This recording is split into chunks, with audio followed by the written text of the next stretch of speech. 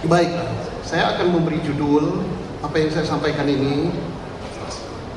Perkaranya ada, tersangka tidak ada. Perkara tidak ada, terpidana ada. Saya ulangi. Perkaranya ada, tersangka tidak ada. Perkaranya tidak ada, terpidana ada. Ini fakta yang terjadi saat ini, yang kita bahas ber-3 bulan, sudah masuk bulan ketiga. Mengapa demikian? Karena kita tidak taat pada pakem. Pak Dedi paham banget itu pakem. Kalau wayang itu ada pakemnya. Mengapa tidak taat? Pelajaran paling mendasar untuk seorang anggota Polri yang akan menjurus kepada reserse itu adalah apa definisi penyidikan? Agak teori sedikit. Definisi penyidikan itu adalah sesuai pada hukum acara kita. Serangkaian upaya penyidik untuk membuat terang suatu peristiwa, pidana apa bukan tentunya, dengan mengumpulkan alat bukti sehingga mengetahui pidana, kemudian menentukan siapa pelakunya. Nah, pakem ini dilanggar. Bagaimana dilanggar? Bukan kata saya loh. Terbukti pada pra-peradilan kemarin. Tangkap dulu orangnya, alat bukti dicari. Ya ini fakta, buktinya kalah. Jadi kalau tersinggung mau nyalakan saya, tidak, kemarin buktinya ada, itu bukan kata saya. Ya faktanya. Kemudian yang kedua, kita melanggar pakem juga untuk yang paling mendasar dalam sekolah Polri bagian reserse. Mudah-mudahan ada polisi yang di sini, mudah-mudahan ada yang. Saya ngomong gini, bukan saya benci sama Polri, tidak mungkin.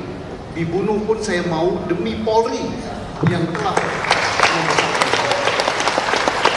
Tapi cara mencintai Polri adalah dengan memberitahu kekeliruan, kemudian memberi jalan ini yang benar. Bukan dengan membabi buta, tidak ditunjuk jadi pembela Polri pun bela Polri. Ada di Konoha. Di Indonesia enggak, ditunjuknya kapan apapun membela, tapi belanya babi buta dengan cara besar-besaran suara. Wah, ini kan mudah-mudahan pengacara ini nggak ada. Jadi teori mendasar apa? Triangle evidence, tempat mencari alat bukti. Di mana itu? Di segitiga itu. Di situ ada korban, di situ ada saksi, di situ ada barang bukti. Oke, saya kembali ke laptop. Untuk kasus ini. Kasus ini, laporan polisi pertama di Polres Sumber. Sebutannya Sumber, tapi nama resminya Polres Bogor Kabupaten. Cirebon Kabupaten. Wilayahnya meliputi jembatan flyover di Talun itu. Laporan polisinya kecelakaan lalu lintas. Datanglah polisi ke TKP, mengumpulkan alat bukti. Di situ ditemukan 1 jenazah, 1 belum meninggal. Di situ ditemukan darah, di situ ditemukan sepeda motor dan lecet, stangnya bengkok, spabornya pecah. Kemudian di apa ini?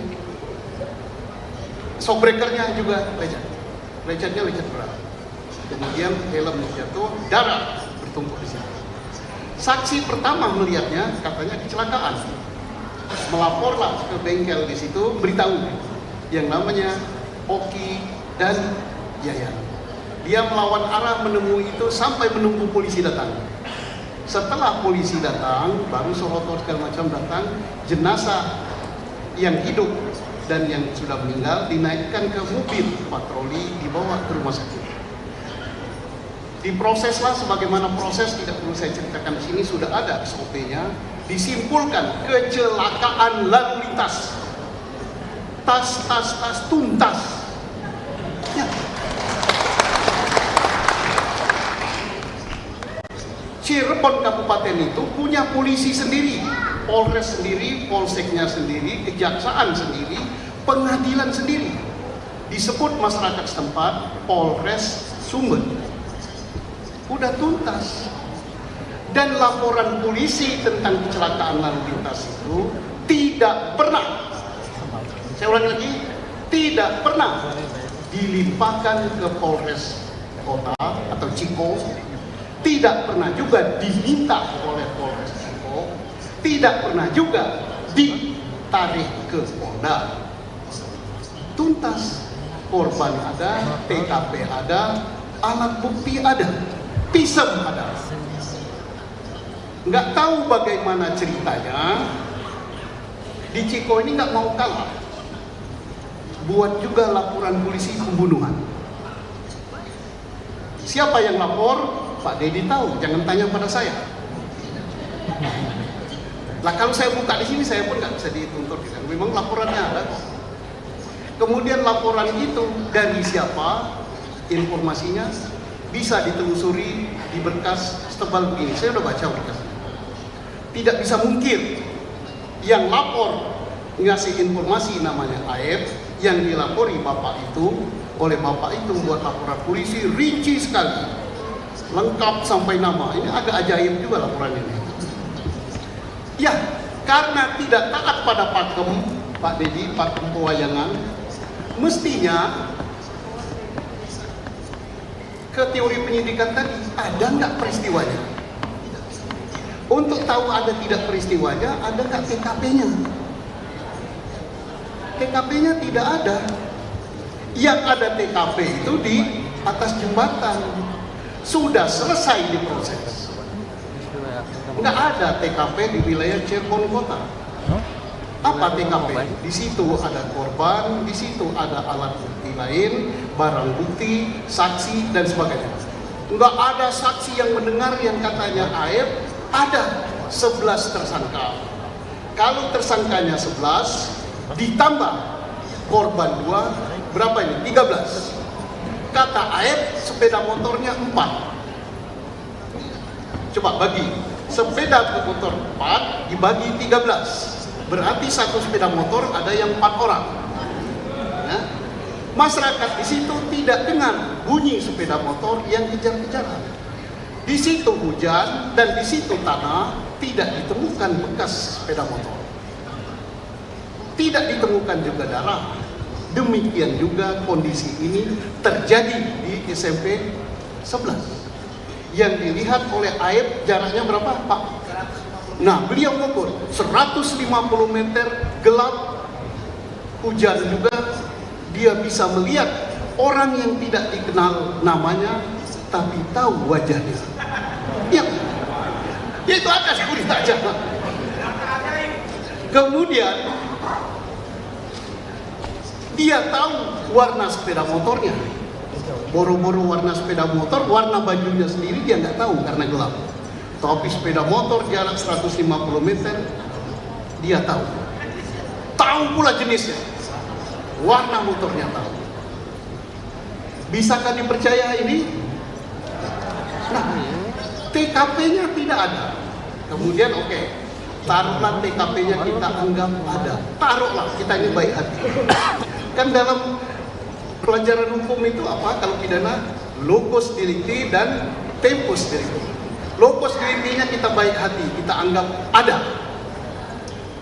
Tapi alat bukti untuk mengatakan peristiwa itu ada apa? Saksi tidak ada. Kenapa saya berani mengatakan tidak ada? Adalah sekitar 10 saksi, termasuk Dede ini. Termasuk. Tapi di antara sekian saksi itu, Dede sudah mencabut, kemudian Liga Akbar mencabut, kemudian Aep tidak tahu rimbanya, dan lain-lain. Jadi kalau 10 atau 15 saksi, 1 orang atau 2 orang sudah menyatakan berbeda pendapat, maka kesaksian itu lemah. Tidak ada itu. Kalau mau ada, harus didukung alat bukti lain untuk menguatkan saksi. Oke lah, kita di ruangan ini. Berapa ini? 5.000. Kita katakan warna ini apa? Merah misalnya. Nah, tapi kita katakan putih atau hijau. Sampai di luar kita katakan hijau semua. 5.000 mengatakan hijau. Benar? Bohong kan? Berarti, tidak hijau kok. Tidak usah dipikir, tidak hijau kok. Berarti kita berbohong berjamaah. Kebohongan itu akan terbantah manakala kita punya alat bukti, khususnya alat bukti saintifik. Ada rekaman video, ada rekaman handphone bahwa ini warnanya merah campur putih dan lain-lain. Jadi jangan percaya dengan sejumlah saksi. Ya, berarti saksi sudah begini untuk mengatakan ada peristiwa pembunuhan di Ciko. Saksi sudah nggak ada. Kemudian alat bukti lain katanya visum. Visum tidak sama sekali mengatakan itu akibat pembunuhan, akibat trauma benda tumpul. Nanti beliau pakarnya bisa menyerahkan. Kemudian apa lagi? Keterangan daripada terdakwa sudah dicabut, bahkan di depan persidangan dicabut. Jadi apa lagi alat buktinya? Alat bukti saintifik yang nggak ada, CCTV nggak ada. Nanti Pak Rizal, Profesor Rizal menjelaskan lagi, dari HP juga nggak ada, darah nggak ada, kemudian visum sperma nggak ada. Ya kalau gitu, adakah peristiwa pembunuhan di kota Cirebon? Lah kalau tidak ada peristiwa berarti kita mengadili hantu. Ya kita bolak-balik buntah hantu aja, yang nggak akan selesai. Tinggal cepat mana kiamat sama selesai perkara ini.